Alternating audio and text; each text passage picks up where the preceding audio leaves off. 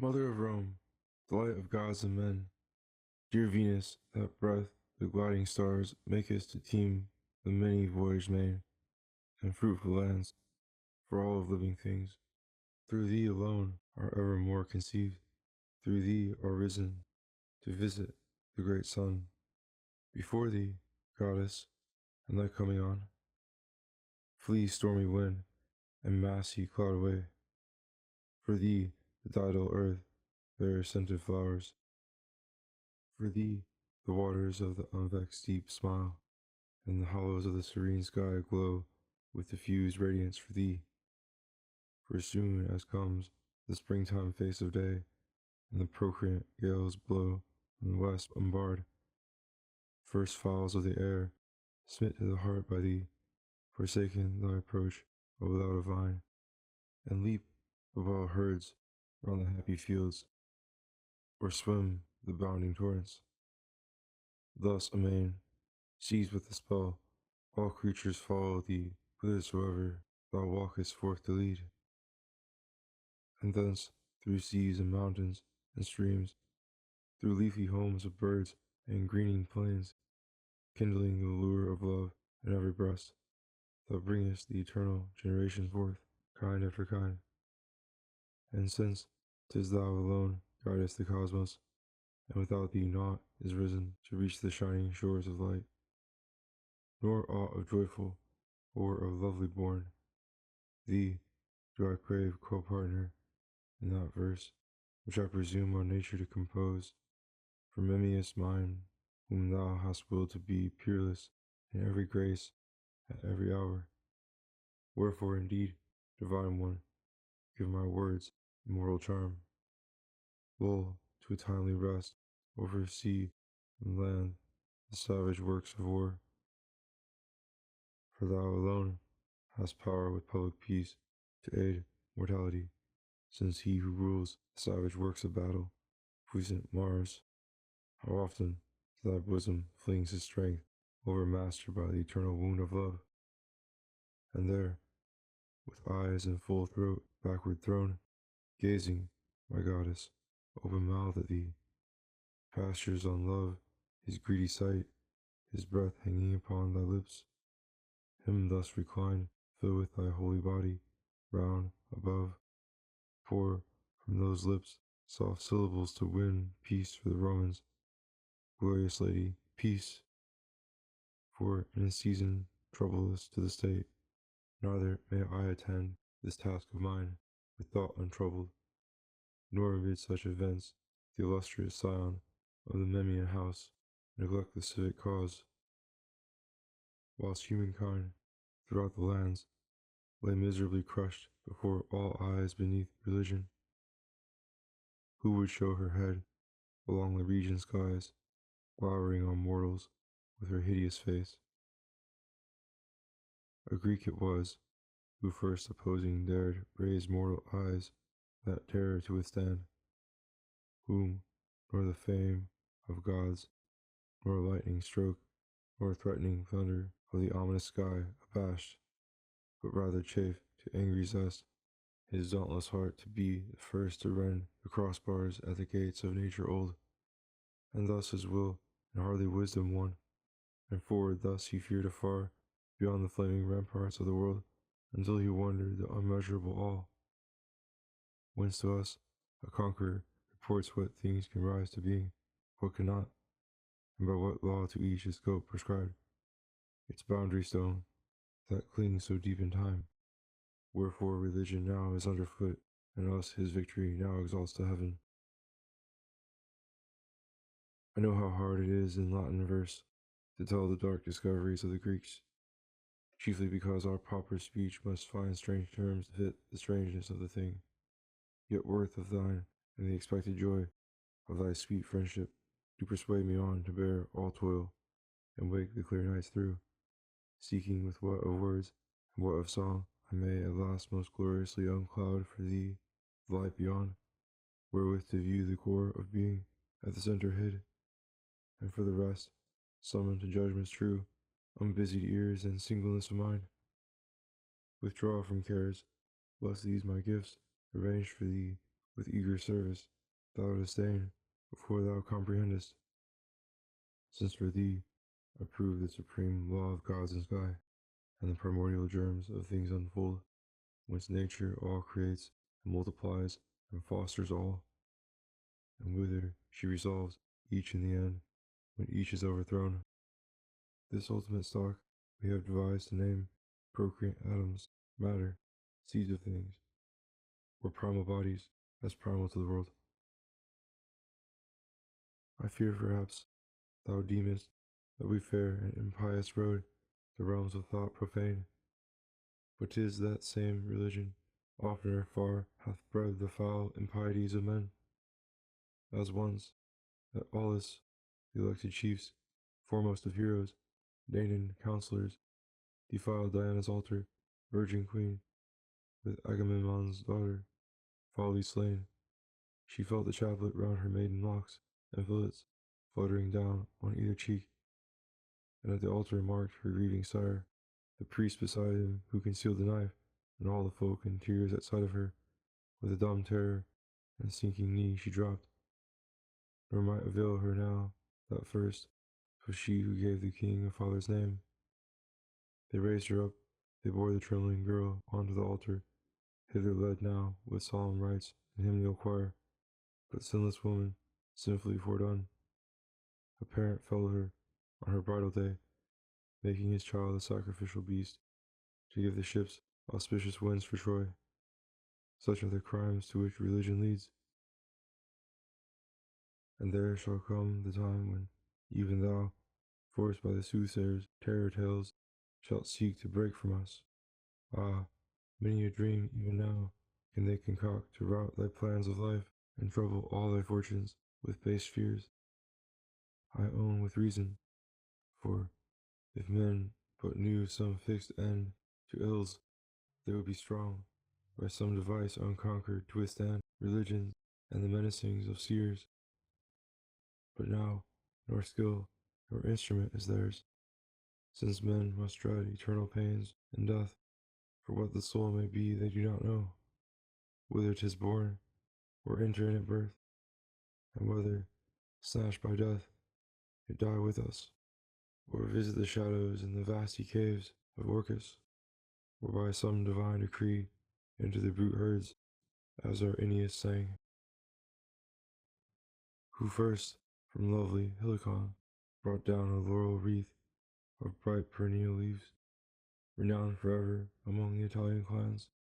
Yet Aeneas too, in everlasting verse, proclaims those vaults of Acheron to be, though thence, he said, nor souls nor bodies fare, but only pantheon figures, strangely one, and tells how once from out those regions rose old Homer's ghost to him, and shed salt tears, and with his words unfolded nature's source. Then be it ours, with steady mind, to clasp the purport of the skies, the law behind, the wandering courses of the sun and moon, to scan the powers that speed all life below, but most to see with reasonable eyes of what the mind, of what the soul is made, and what is it so terrible that breaks on us asleep or waking in disease, until we seem to mark and hear at hand dead men whose bones earth bosomed long ago. This terror, this terror, then, this darkness of the mind, not sunrise with its flaring spokes of light, nor glittering arrows of morning can disperse, but only nature's aspect and her law, which, teaching us, hath this exordium: nothing from nothing ever yet was born. Fear holds dominion over mortality only because, seeing in land and sky so much, the cause whereof no wise they know, men think divinities are working there. Meantime, when once we know from nothing, still nothing can be create, we shall divine more clearly what we seek. Those elements from which alone all things created are, and how accomplished by no tool of God's, suppose all sprang from all things, All kind might take its origin from anything, no fixed seed required. Men from the sea might rise, and from the land the scaly breed, and fowl full-fledged come bustling from the sky.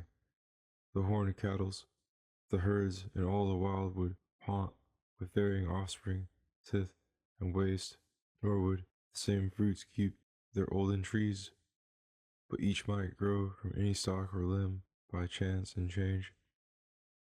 Indeed, and were there not for each his procreant atoms, could things have each his unalterable mother old? But since produced from fixed seeds are all, each birth goes forth upon the shores of light from its own stuff with its own primal bodies, and all from all cannot become, because in each resides a secret power its own. Again, why see we lavished over the lands, at spring the rose, at summer heat the corn, the vines that mellow when the autumn lures, if not because the fixed seeds of things at their own season must together stream, and new creations only be revealed when the due times arrive, and pregnant earth safely may give under the shores of light her tender progenies. But if from naught were their becoming, they would spring abroad suddenly, unforeseen, in alien months, with no primordial germs, to be preserved from procreant unions at an adverse hour, nor on the mingling of the living seeds would space be needed for the growth of things, or life an increment of nothing. Then the tiny babe forthwith would walk a man, and from the turf would leap a branching tree.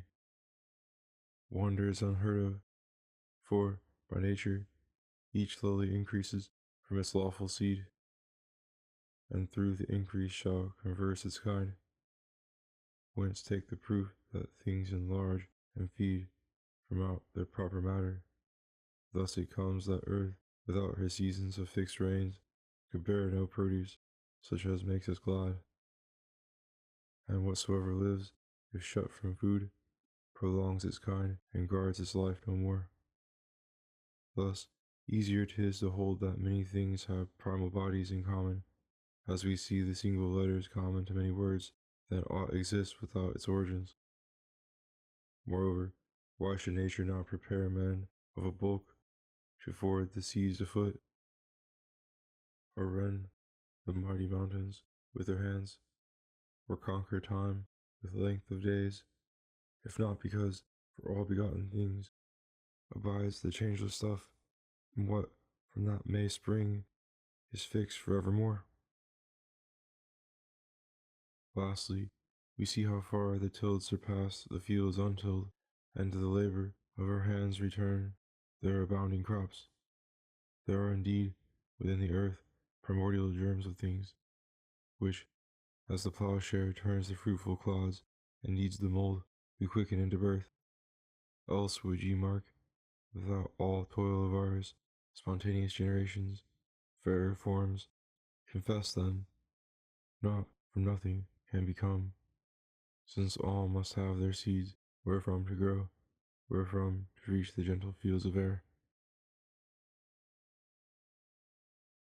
Hence too it comes that nature all dissolves into their primal bodies again, and naught perishes ever to annihilation. For were aught mortal in its every part, before our eyes, it might be snatched away unto destruction, since no force were needed to sunder its members and undo its bands. Whereas, of truth, all things exist, with seed imperishable. Nature allows destruction nor collapse of aught, until some outward force may shatter by a blow, or inward craft, entering its hollow cells, dissolve it down. And more than this, if time that wastes with eld the works along the world destroy entire, consuming matter all.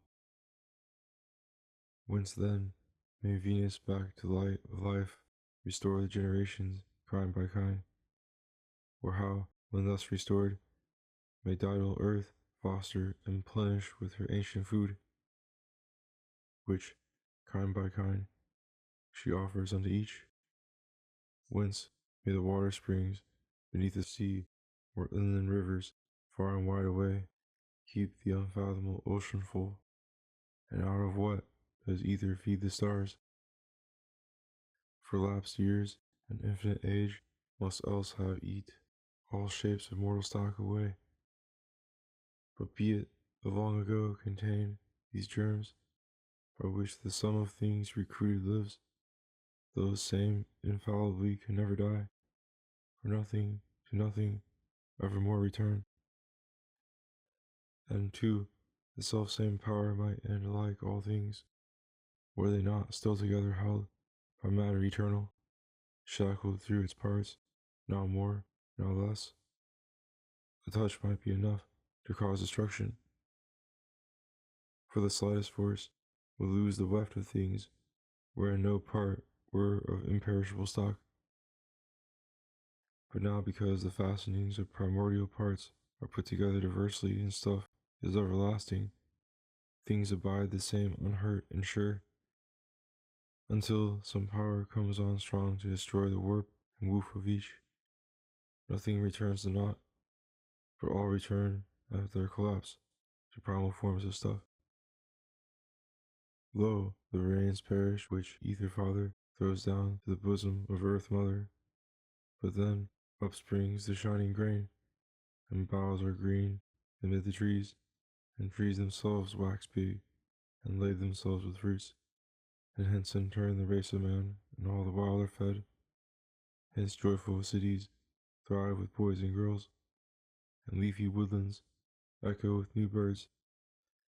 Hence cattle, fat and drowsy, lay their bulk along the joyous pastures, whilst the drops of white ooze trickle from distended bags. Hence the young scamper on their weakling joints along the tender herbs, fresh hearts a-frisk with warm new milk.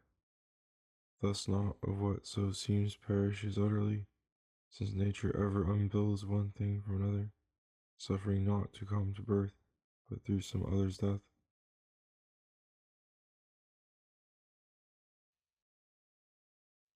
And now, since I have taught that things cannot be born from nothing, nor the same, when born, should nothing be recalled, doubt not my words, because our eyes no primal germs perceive, for mark those bodies which, though known to be in this our world, are yet invisible. The winds infuriate, lash our face and frame, unseen, and swamp huge ships, and rend the clouds, or, eddying wildly down, bestrew the plains with mighty trees, or scour the mountain tops with forest crackling blasts. Thus on they rave with uproar shrill and ominous moan. The winds, 'tis clear, are sightless bodies sweeping through the sea. The lands, the clouds along the sky, vexing and whirling and seizing all amain.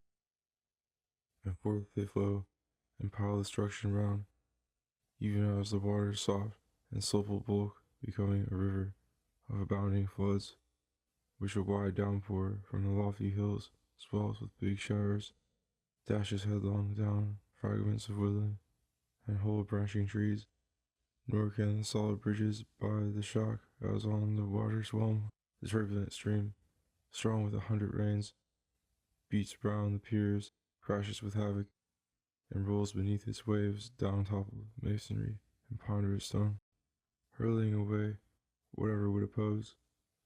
Even so must move the blasts of all the winds, which, when they spread, like to a mighty flood, hither or thither, drive things on before and hurl to the ground with still renewed assault, or sometimes in their circling vortex seize and bearing cones of whirlwind down the world.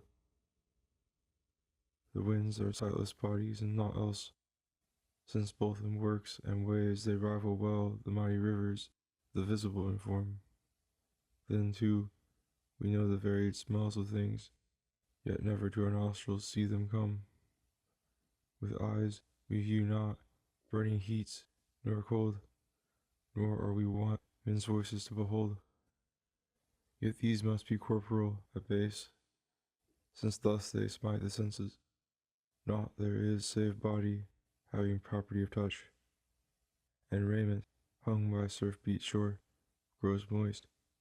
The same, spread out before the sun, will dry.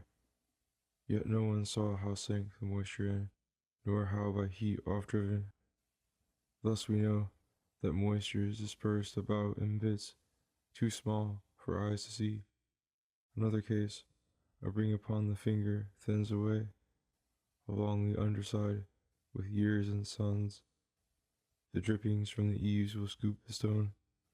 The hooked plowshare, though of iron, wastes amid the fields insidiously. We view the rock-paved highways worn by many feet, and at the gates the brazen statues show their right hands leaner from the frequent touch of wayfarers innumerable who greet.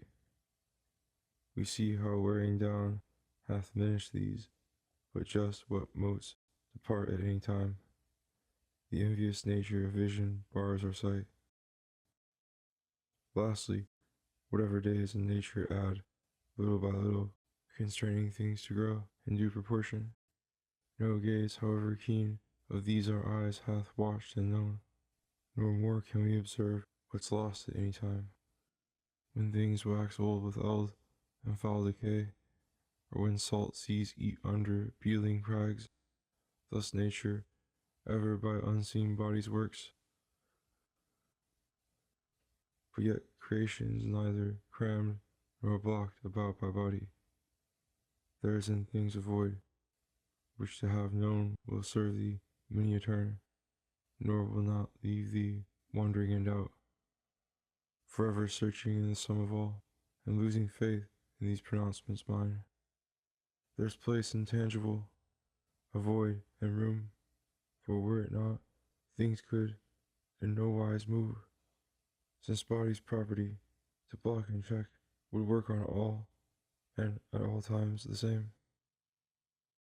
Thus not could evermore push forth and go, since naught elsewhere would yield a starting place, but now through oceans, lands, and heights of heaven, by diverse causes and in diverse modes, before our eyes we mark how much may move, which, finding not a void, would fail deprived of stir and motion, nay, would then have been no wise begot at all, since matter then had stayed at rest, its parts together crammed. Then too, however solid objects seem, they yet are formed of matter mixed with void. In rocks and caves the watery moisture seeps, and beady drops stand out like plenteous tears, and food finds way through every frame that lives. The trees increase and yield the season's fruit, because their food throughout the whole is poured, even from the deepest roots, through trunks and boughs. The voices pass the solid walls and fly reverberant through shut doorways of a house, and stiffening frost seeps inward to our bones, which but are voids for bodies to go through. 'Tis clear could happen in no wise at all. Again, why see we are among objects, some of heavier weight, but of no bulkier size?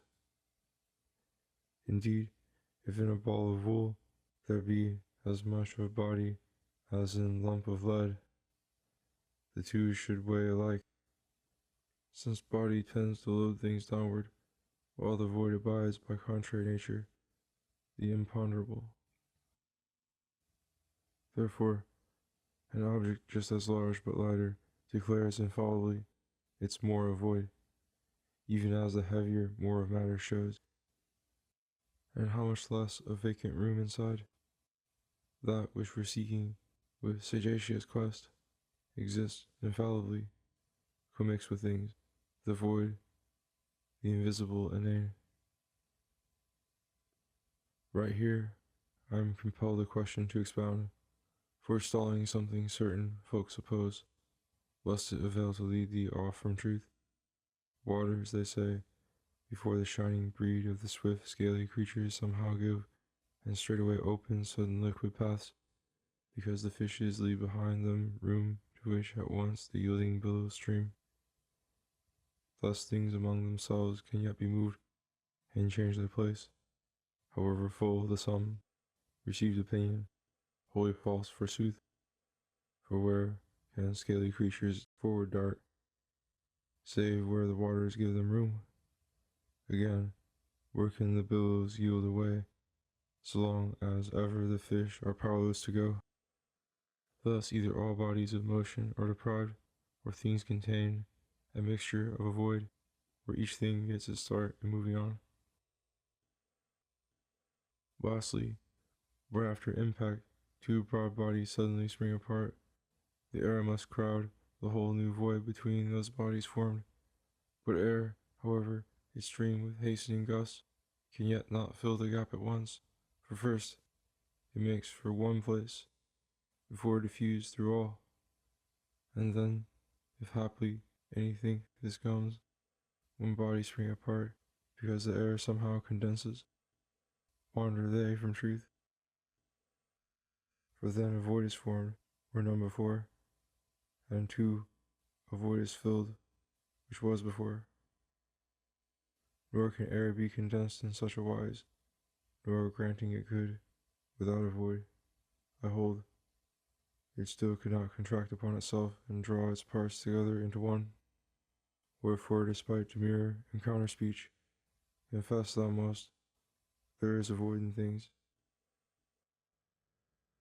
And still I might, by many an argument, here scrape together credence for my words, but for the keen eye, these mere footsteps serve, whereby thou mayest know the rest thyself, as dogs full oft, with noses on the ground, find out the silent lairs, though hidden brush, of beasts, the mountain rangers, when but once they scent the certain footsteps of the way. Thus thou thyself in themes like these alone can hunt from thought to thought, and keenly wind along, even onward, to secret places, and drag out truth.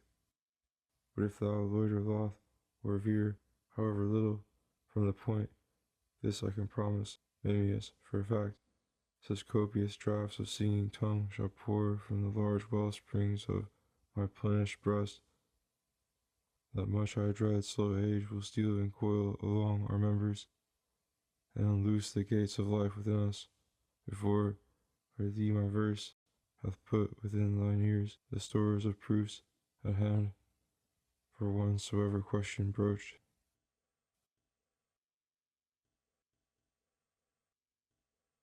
But now again, to weave the tale begun, all nature, then, as self-sustained, consists of twain of things, of bodies and a void, in which they're set, and where they're moved around.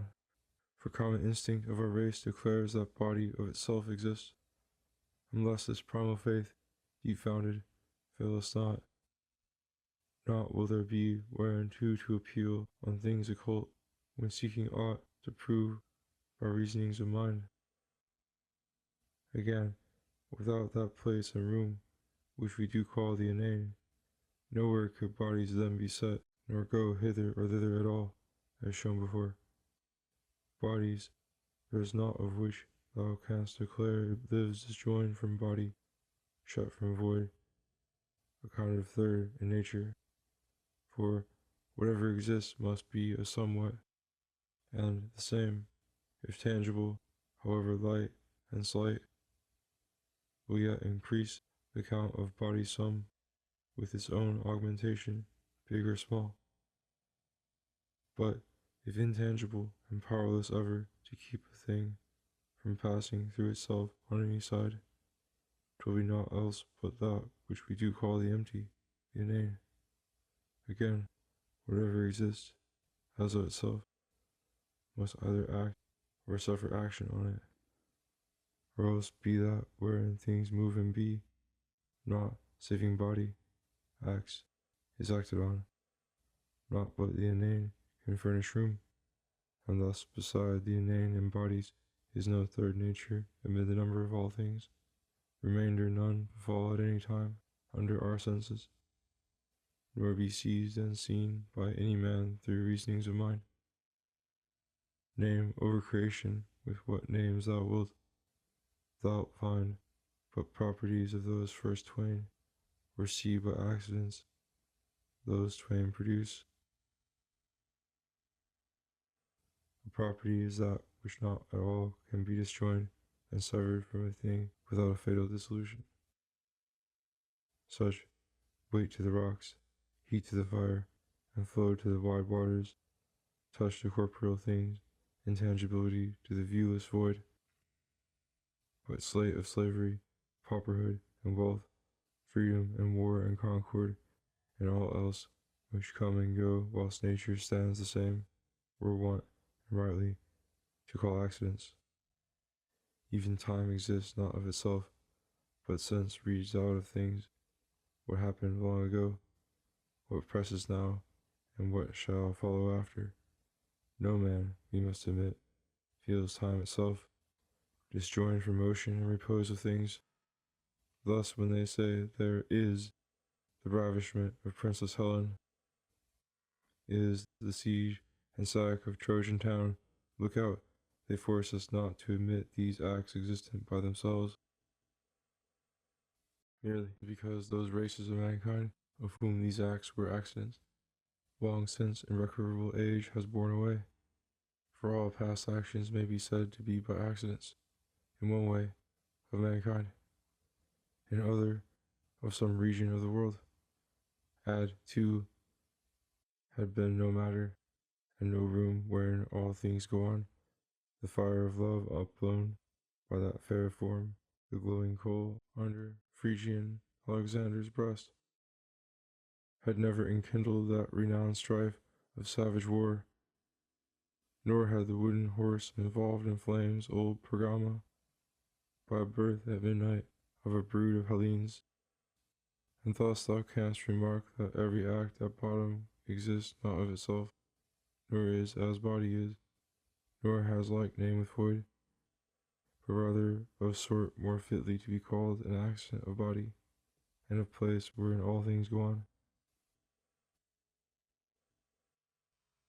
Bodies, again, are partly primal germs of things, and partly unions deriving from the primal germs, and those which are the primal germs of things no power can quench, for in the end they conquer by their own solidness, though hard it be to think that aught in things has solid frame. For lightnings pass, no less than voice and shout, through hedging walls of houses, and the iron white dazzles in the fire, and rocks will burn with exultations fierce and burst asunder. Totters the rigid gold dissolved in heat. The ice of bronze melts conquered in the flame, warmth and the piercing cold through silver steep. Since with the cups held rightly in the hand, we oft feel both, as from above is poured the dew of waters between the shining sides. So true is it, no solid form is found. But yet because true reason and nature of things constrain us, come whilst in few verses now I disentangle how there still exist bodies of solid, everlasting frame. The seeds of things, the primal germs we teach, whence all creation around us came to be. First, since we know a twofold nature exists of things, both twain and utterly unlike, body and place in which all things go on, then each must be both for and through itself, and all unmixed. Wherever be empty space, there body's not, and so where body bides, there not at all exists the void inane. Thus primal bodies are solid, without a void, but since there's void in all begotten things, all solid matter must be round the same, nor by true reasoning canst thou prove aught hides and holds a void within its body, lest thou grant what holds it be a solid. Know that which can hold a void of things within can be naught else than matter in union knit.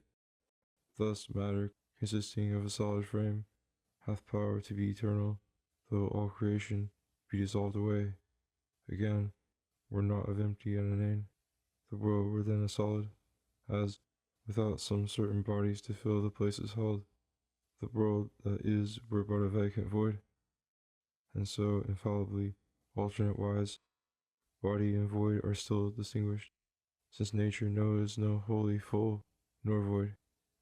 There are then certain bodies possessed of power to vary forever the empty and the full, and these can nor be sundered from without by beats and blows, nor from within be torn by penetration, nor be overthrown by any assault soever through the world. For without void, naught can be crushed, it seems, nor broken, nor severed by a cut in twain, nor can it take the damp, or seeping cold, or piercing fire, those old destroyers three. But the more void within a thing, the more entirely it totters at their sure assault. Thus, if first bodies be, as I have taught, solid without a void, they must be then eternal. And if matter never had been eternal, long before now had all things gone back into nothing utterly, and all we see around from nothing have been born. But since I taught above that naught can be from naught created, nor the once begotten to naught be summoned back, these primal germs must have an immortality of frame, and into these must each thing be resolved, when comes its supreme hour, that thus there be at hand the stuff replenishing the world. So primal germs have solid singleness, nor otherwise could they have been conserved through eons and infinity of time for the replenishment of wasted worlds. Once more, if nature had given a scope for things to be forever broken more and more, by now the bodies of matter would have been so far reduced by breakings in old days, that from them nothing could, at season fixed, be born, and arrive its prime and top of life. For lo, each thing is quicker marred than made, and so whatever the long infinitude of days, and all forepast time, would now by this have broken and ruined and dissolved, that same could never in all remaining time be builded up for plenishing the world. But mark, infallibly, a fixed bound remaineth established against their breaking down, since we behold each thing soever renewed, and unto all their seasons after their kind, wherein they arrive the flower of their age. Again, if bounds have not been set against the breaking down of this corporeal world, yet must all bodies of whatever things have still endured from everlasting time unto this present, as not yet assailed by shocks of peril, but because the same are, to thy thinking, of a nature frail, it ill accords that thus they could remain, as thus they do, through everlasting time, vexed through the ages, as indeed they are, by the innumerable blows of chance.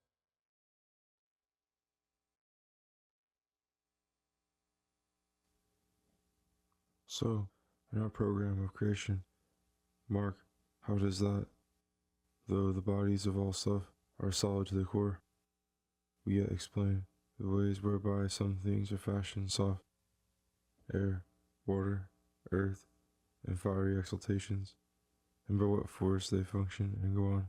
The fact is founded in the void of things.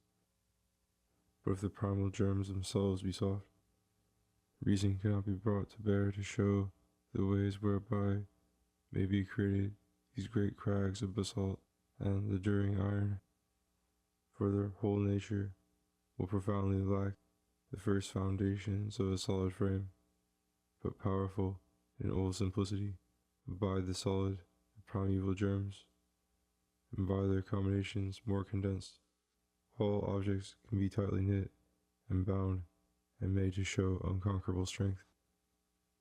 Again, since all things kind by kind obtain fixed bounds of growing and conserving life, since nature hath inviolably decreed what each can do, what each can ever do, since naught is changed, but all things so abide that ever the variegated birds reveal the spots or stripes peculiar to their kind, must spring after spring. Thus surely all that is must be composed of matter immutable. For if the primal germs in any wise were open to conquest and to change, to be uncertain also what could come to birth and what could not, and by what law to each its scope prescribed, its boundary stone that clings so deep in time, nor could the generations, kind after kind, so often reproduce the nature, habits, motions, ways of life of their progenitors. And then again, since there is an extreme bounding point,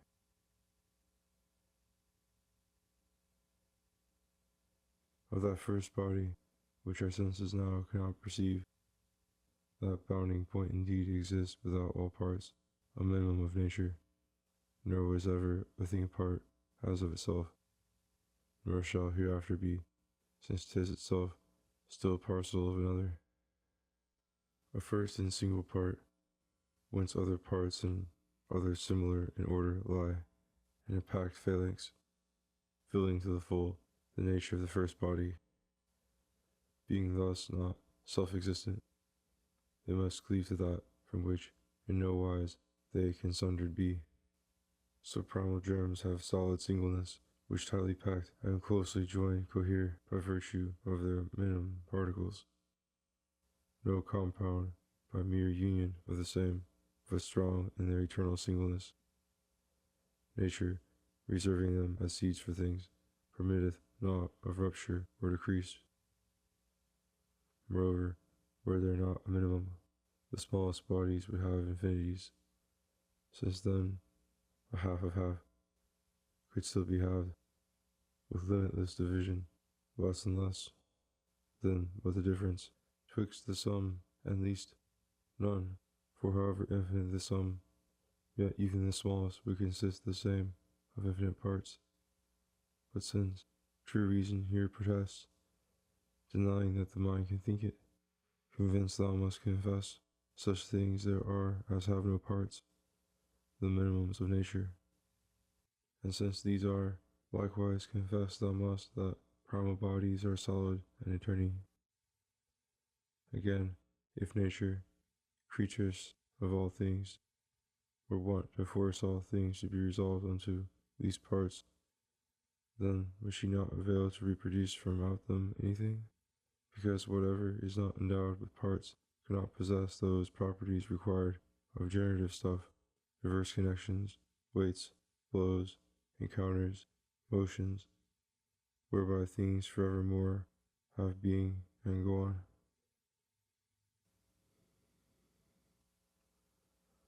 And on such grounds it is that those who held the stuff of things is fire, and out of fire alone the cosmic sum is formed, are seen mightily from true reason to have lapsed, of whom chief leader to do battle comes that Heraclitus, famous for dark speech among the silly, not the serious Greeks who search for truth, for dolts are ever prone that to be wonder and adore which hides beneath distorted words, holding that true which sweetly tickles in their stupid ears, or which is breached and finally finished phrase.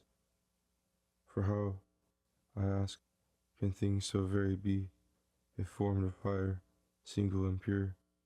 No wit to help for fire to be condensed or thinned. If all the parts of fire did still preserve, but fire's own nature, seen before in gross, the heat were keener with the parts compressed, milder again when severed or dispersed. And more than this, thou canst conceive of naught that from such causes could become, much less might earth's variety of things be born, from any fire soever, dense or rare. This too, if they suppose avoided things, then fires can be condensed and still left rare. But since they see such opposites of thought rising against them, and are loath to leave an unmixed void in things, they fear the steep and lose the road of truth. Nor do they see that if from things we take away the void, all things are then condensed, and out of all one body made, which has no power to dart swiftly from out itself, not anything, as throws the fire its light and warmth around, giving thee proof its parts are not compact. But if perhaps they think, and otherwise, fires through their combinations can be quenched and change their substance, very well. Behold, if fire shall spare to do so, in no part, and out of nothing, would the world be formed, then heat will perish utterly and all, and out of nothing would the world be formed. For change in anything from out its bounds means instant death of that which was before, and thus somewhat must persist unharmed amid the world, lest all return to naught, and, born from naught, abundance thrive anew. Now, since, indeed, there are those surest bodies which keep their nature evermore the same, upon whose going out and coming in, and changed, order things, their nature change, and all corporeal substances transform. 'Tis thine to know those primal bodies, then, are not of fire. For 'twere of no avail should some depart and go away, and some be added new, and some be changed in order, if still all kept their nature of old heat, for whatsoever they created then would still in any case be only fire. The truth, I fancy, this: bodies there are whose clashings, motions, order, posture, shapes, produce the fire, and which, by order changed, do change the nature of the thing produced, and are thereafter nothing like to fire, nor whatso else has power to send its bodies, with impact touching on the senses touch. Again, to say that all things are but fire, and no true thing in number of all things exists but fire, as this same fellow says, seems crazed folly, for the man himself against the senses by the senses fights, and hews at that through which is all belief, through which, indeed, unto himself is known the thing he calls the fire. For, though he thinks the senses truly can perceive the fire, he thinks they cannot as regards all else, which still are probably as clear to sense, to me a thought inept and crazy too. For whither shall we make appeal? For what more certain than our senses can there be, whereby to mark asunder error and truth? Besides, why rather do away with all, and wish to allow heat only, than deny the fire, and still allow all else to be? Alike the madness either way it seems.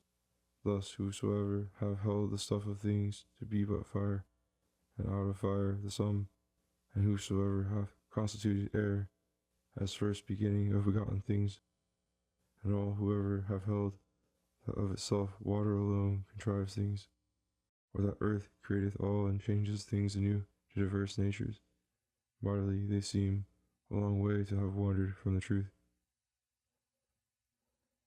Add, too, whoever make the primal stuff twofold, by joining air to fire, and earth to water, add who deem that things can grow out of the four, fire, earth, and breath, and rain, as first Empedocles of Acragos, whom that three-cornered isle of all the lands bore on her coast, around which flows and flows in mighty bend and bay the Ionic seas, splashing the brine from off their grey-green waves, here billowing onward through the narrow straits. Swift ocean cuts her boundaries from the shores of the Italic mainland. Here the waste Charybdis, and here Etna rumbles threats to gather anew such furies of its flames, as with its force anew to vomit fires, belching from its throat, and skyward bear anew its lightning's flash. And though so much she seem the mighty and the wondrous isle to men, most rich in all good things, and fortified with generous strength of heroes, she hath never possessed within her aught of more renown, nor aught more holy, wonderful, and dear than this true man. Nay, ever so far and pure, the lofty music of his breast divine lifts up its voice, and tells of glories found, that scarce he seems of human stock create, yet he and those forementioned, known to be so far beneath him, less than he in all, though, as discoverers of much goodly truth, they gave, as 'twere, from out the heart's own shrine, responses holier and soundlier based than ever the Pythia pronounced for men from out the triped, and the Delphian laurel have still, in manner of first elements, made ruin of themselves, and great men, great indeed, and heavy there for them the fall. First, because banishing the void from things, they yet assign them motion, and allow things soft and loosely textured to exist, as air, dew, fire, earth, animals, and grains, without a mixture of void amid their frame. Next, because, thinking there can be no end in cutting bodies down to less and less, nor pause established to their breaking up, they hold there is no minimum in things, albeit we see the boundary point of aught is that which to our senses seems its least, whereby thou mayest conjecture that, because the things thou canst not mark have boundary points, they surely have their minimums. Then, too, since these philosophers ascribe to things soft primal germs, which we behold to be of birth and body mortal, thus, throughout, the sum of things must be returned to naught, and, born from naught, abundance thrive anew. Thou seest how far each doctrine stands from truth, and next, these bodies are among themselves in many ways poisons and foes to each, wherefore their congress will destroy them quite, or drive asunder, as we see in storms, rains, winds, and lightnings all asunder fly. Thus too, if all things are created four, and all again dissolved into the four, how can the four be called the primal germs of things, more than all things themselves be thought, by retroversion, primal germs of them, forever alternately are both begot, with interchange of nature and aspect, from immemorial time? But if, per case, thou thinkest the frame of fire and earth, the air, the dew of water, can in such wise meet, as not by mingling to resign their nature from them for thee, no world can be create, no thing of breath, no stalk or stalk of tree, in the wild congress of this varied heap, each thing its proper nature will display, and air will probably be seen mixed up with earth together, unquenched heat with water. But primal germs, in bringing things to birth, must have a latent, unseen quality, lest some outstanding alien element confuse and diminish, and the thing create its proper being. With these men began from heaven, and from its fires, and first they feign that fire will turn into the winds of air, next, that from air the rain begotten is, and earth created out of rain, and then that all, reversely, are returned from earth, the moisture first, then air, thereafter heat, and that these same never cease in interchange, to go their ways from heaven to earth, from earth unto the stars of the ethereal world, which in no wise at all the germs can do, since an immutable somewhat still must be, lest all things utterly be sped to naught, for change in anything from out its bounds means instant death of that which was before. Wherefore, since those things, mentioned heretofore, suffer a changed state, they must derive from others ever unconvertible, lest all things utterly return to naught. Then why not rather presuppose there be bodies with such a nature furnished forth that, if perchance they have created fire, can still, by virtue of a few withdrawn, or add a few, and motion and order changed, fashion the winds of air, and thus all things forevermore be interchanged with all. But facts and proof are manifest. Thou sayest that all things grow into the winds of air, and forth from earth are nourished, and unless the season favor a propitious hour, with rains enough to set the trees reel under the soak of bulking thunderheads, and sun for its share, foster and give heat, no grains, nor trees, nor breathing things can grow. True, and unless hard food and moisture soft recruited man, his frame would waste away, and life dissolve from out his thews and bones. For out of doubt, recruited and fed are we by certain things, as other things by others, because in many ways the many germs common to many things are mixed in things. No wonder 'tis that therefore diverse things are nourished. And again, often it matters vastly with what others, in what positions the primordial germs are bound together, and what motions, too, they give and get among themselves. For these same germs do put together sky, sea, lands, rivers, and sun, grains, trees, and breathing things, but yet commixed they're in diverse modes, with diverse things, forever as they move. Nay, thou beholdest in our verses here elements many, common to many words, albeit thou must confess each verse, each word, from one another differs both in sense and ring of sound, so much the elements can bring about by change of order alone, but those which are the primal germs of things have power to work more combinations still, whence diverse things can be produced in turn. Now let us take for scrutiny the homomeria of Anaxagoras, so called by Greeks, for which our proper speech yieldeth no name in the Italian tongue, although the thing itself is not overheard for explanation. First, then, when he speaks of this homomeria of things, he thinks bones to be sprung from littlest bones minute, and from minute and littlest flesh all flesh, and blood created out of drops of blood, conceiving gold compact of grains of gold, and earth concreted out of bits of earth, fire made of fires, and water out of waters, feigning the like with all the rest of stuff. Yet he concedes not any void in things, nor any limit to cutting bodies down. Wherefore to me he seems on both accounts to bear no less than those we named before.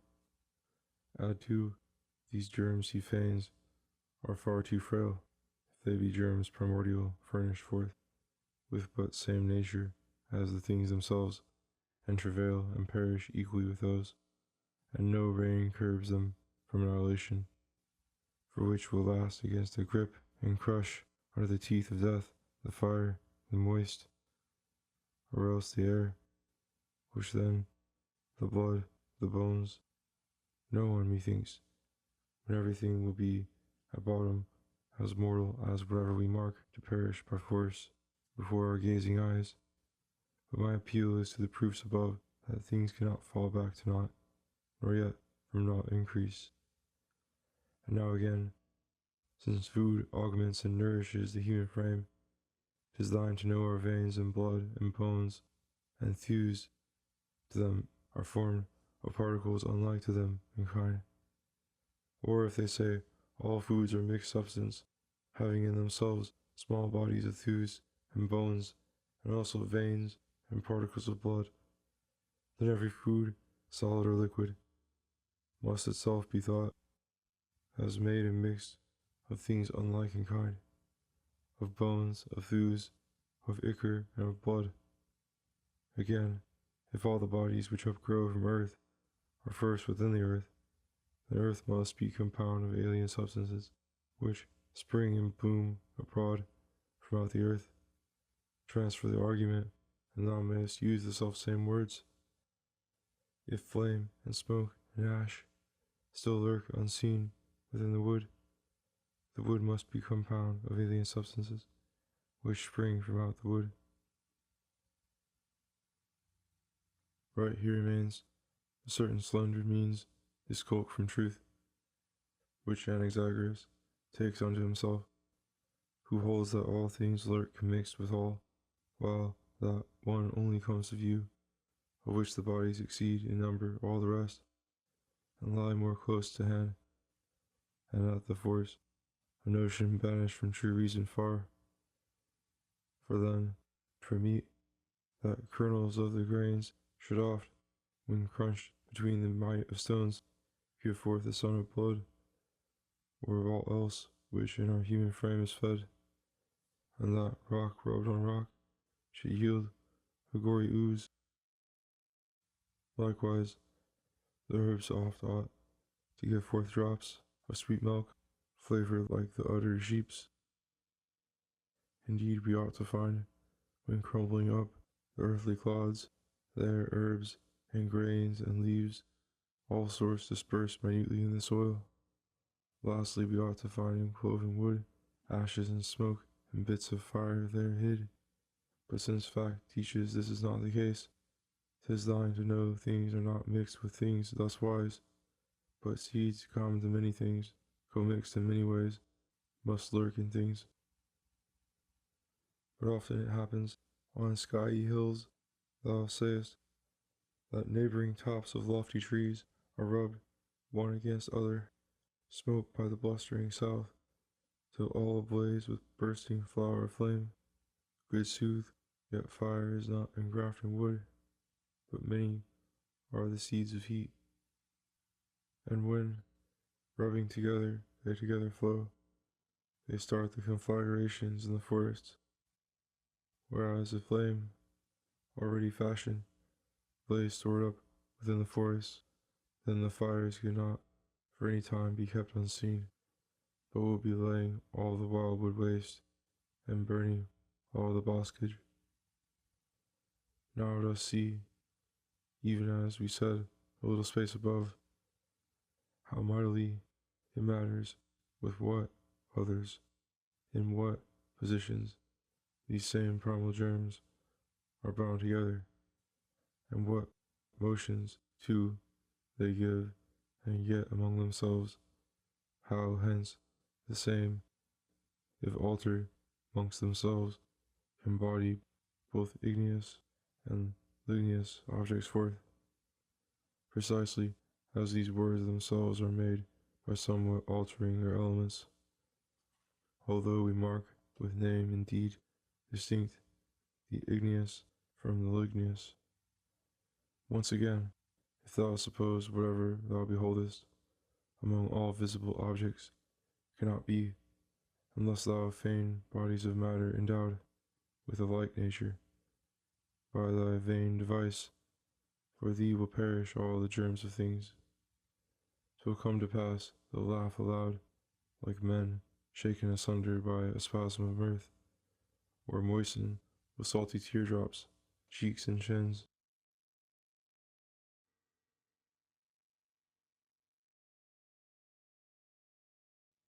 Now learn of what remains more keenly here, and for myself, my mind is not deceived how dark it is, but the large hope of praise hath struck with pointed thyrsus through my heart, on the same hour hath struck into my breast sweet love of the muses, wherewith now instinct I wander afield, thriving in sturdy thought, through unpathed haunts of the Pleiades, trodden by step of none before. I joy to come on undefiled fountains there, to drain them deep. I joy to pluck new flowers, to seek for this my head a signal crown from regions where the muses never yet have garlanded the temples of a man. First, since I teach concerning mighty things, and go right on to loose from round the mind the tightened coils of dread religion. Next, since concerning themes so dark, I frame songs so pellucid, touching all throughout, even with the muse's charm, which, as 'twould seem, is not without a reasonable ground. But as physicians, when they seek to give young boys the nauseous wormwood, first do touch the brim around the cup with the sweet juice and yellow of the honey, in order that the thoughtless age of boyhood be cajoled as far as the lips, and meanwhile swallow down the wormwood's bitter draught, and, though befooled, be yet not merely duped, but rather thus grow strong again with recreated health. So now I too, since this my doctrine seems in general somewhat woeful unto those who've had it not in hand, and since the crowd starts back from it in horror, have desired to expound our doctrine unto thee in song, soft-speaking Empyrean, and, as 'twere to touch it with sweet honey of the muse, if by such method haply I might hold the mind of thee upon the lines of ours, till thou see through the nature of all things, and how exists the interwoven frame.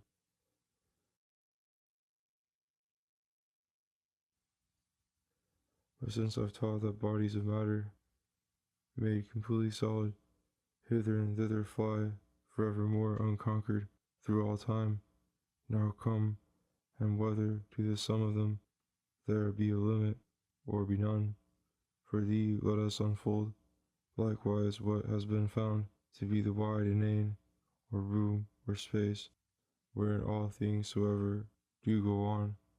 Let us examine if it finite be, all and entire, or reach unmeasured round and downward and illimitable profound.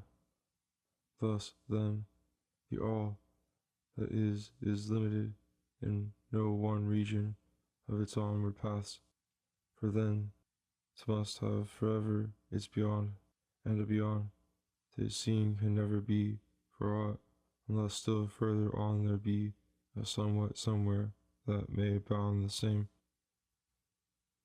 so that the thing be seen still on to where the nature of sensation of that thing can follow it no longer. Now because confess we must there is not beside the sum, there is no beyond, and so it lacks all end. It matters nothing where thou post thyself, in whatsoever regions of the same, even any place a man has set him down, still leaves about him the unbounded all, outward in all directions. Or, supposing a moment that all of space finite to be, if some one farthest traveler runs forth unto the extreme coast and throws ahead a flying spear, is then thy wish to think it goes hurled off amain to where to ascend, and shoots afar, or that some object there can thwart and stop it? For the one or other thou must admit and take, either of which shuts off escape for thee, and does compel that thou concede the all spreads everywhere, owning no confines, since whether there be aught that may block and check it, so it comes not where 'twas sent, nor lodges in its goal, or whether borne along in either view, thus started not from any end, and so I'll follow on, and wheresoever thou set the extreme coast, I'll query, what becomes thereafter of thy spear? 'Twill come to pass that nowhere can a world's end be, and that the chance for further flight prolongs forever the flight itself. Besides, were all the space of the totality in sum shut in with fixed coasts and bounded everywhere, then would the abundance of world's matter flow together by solid weight from everywhere, still downward to the bottom of the world, nor aught could happen under the cope of sky, nor could there be a sky at all, or sun. Indeed, where matter all one heap would lie, by having settled during infinite time, but in reality repose is given unto no bodies mongst the elements, because there is no bottom whereunto they might, as 'twere, together flow, and where they might take up their undisturbed abodes. In endless motion, everything goes on forevermore, out of all regions, even out of the pit below, from forth the vast, are hurtled bodies evermore supplied.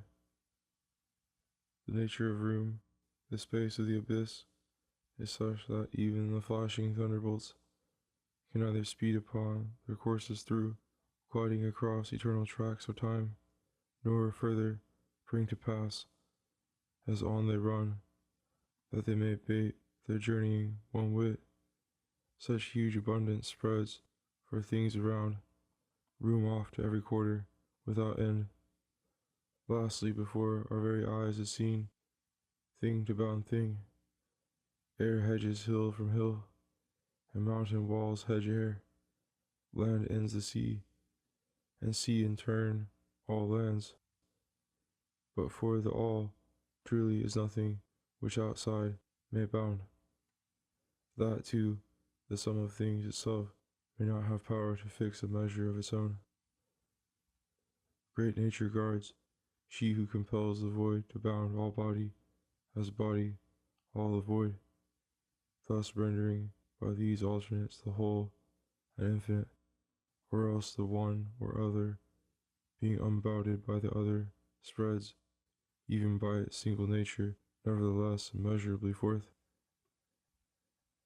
Nor sea, nor earth, nor shining vaults of sky, nor breed of mortals, nor holy limbs of gods, could keep their place least portion of an hour, for driven apart from out its meanings fit.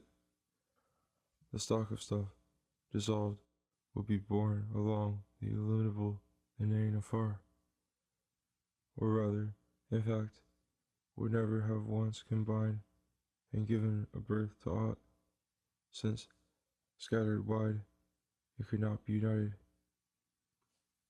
For of truth, neither by counsel did the primal germs establish themselves, as by keen act of mind, each in its proper place, nor did they make, forsooth, a compact how each germ should move, but since, being many and changed in many modes along the all, they're driven abroad and vexed by blow on blow, even from all time of old, they thus at last, after attempting all the kinds of motion and conjoining, come into those great arrangements, out of which the sum of things established is create, by which, moreover, through the mighty years, it is preserved, when once has been thrown into the proper motions, bringing to pass that ever the streams refresh the greedy main, with river waves abounding, and that earth, lapped in warm exhaltations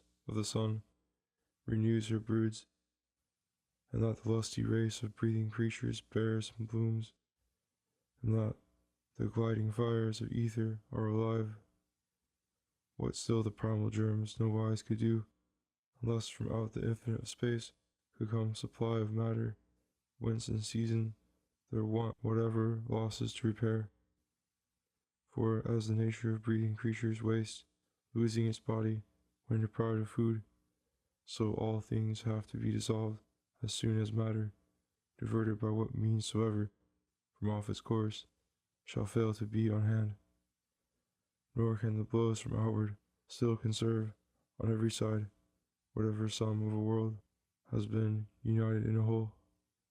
They can, indeed, by frequent beating, check apart, till others, arriving, may fulfill the sum, but meanwhile, often they are forced to spring, rebounding back, and as they spring, to yield unto those elements, whence a world derives room and a time for flight, permitting them to be from off the massy union borne, free and afar.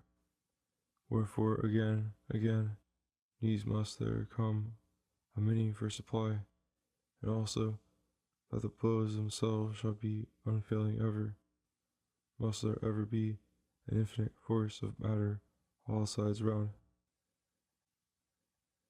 And in these problems shrink, my Memmius, far from yielding faith to that notorious talk, that all things inward to the center press, and thus the nature of the world stands firm, with never blows from outward, nor can be nowhere disparted, since all height and depth have always inward to the center pressed. If thou art ready to believe that aught itself can rest upon itself, or that the ponderous bodies which be under earth do press upwards and do come to rest upon the earth in some way upside down, like to those images of things we see at present through the waters. They contend, with like procedure, that all breathing things head downward, roam about, and yet cannot tumble from earth to realms of sky below. No more than these our bodies wing away spontaneously to vaults of sky above. That, when those creatures look upon the sun, we view the constellations of the night, and that, with us, the seasons of the sky, they thus alternatively divide, and thus do pass the nights coeval to our days. But a vain error has given these dreams to fools, which they've embraced with reasoning perverse, for center none can be, where a world is still, boundless, nor yet, if now a center were, could aught take there a fixed position more, than, for some other cause, it might be dislodged. For all of room and space we call the void, must, both through center and non-center yield, alike to weights wherever their motions tend. Nor is there any place where, when they've come, bodies can be at standstill in the void, deprived of force of weight, nor yet may void furnish support to any. Nay, it must, true to its bent of nature, still give way. Thus, in such manner, not at all can things be held in union, as if overcome by craving for a center. Seeing they feign that not all bodies press to center forward, rather only those of earth and water, liquid of the sea, and the big billows from the mountain slopes, and whatsoever are encased, as 'twere, in earthen body. Contrariwise, they teach how the thin air, and with it the hot fire, is borne asunder from the center, and how, for this all ether quivers with bright stars, and the sun's flame along the blue is fed, because the heat, from out of the center flying, all gathers there. And now, again, the boughs upon the treetops cannot sprout their leaves, unless, little by little, from out the earth, for each were nutriment. Lest, after the manner of the winged flames, the ramparts of the world should flee away, dissolve the main throughout the mighty void, and lest all else should likewise follow after. Aye, lest the thundering vaults of heaven should burst and splinter upward, and the earth forthwith withdraw from under our feet, and all its bulk, among its mingled wrecks and those of heaven, with slipping asunder of the primal seeds, should pass along the immeasurable inane, away forever, and, that instant, naught of rack and remnant would be left, besides the desolate space and germs invisible. For on whatever side thou deemest first the primal bodies lacking, lo, that side will be for things the very door of death, where through the throng of matter all will dash, out and abroad. These points, if thou wilt ponder, then, with but paltry trouble, let alone. For one thing after other will grow clear, nor shall the blind night rob thee of the road to hinder thy gaze on nature's farthest forth. Thus things for things shall kindle torches new.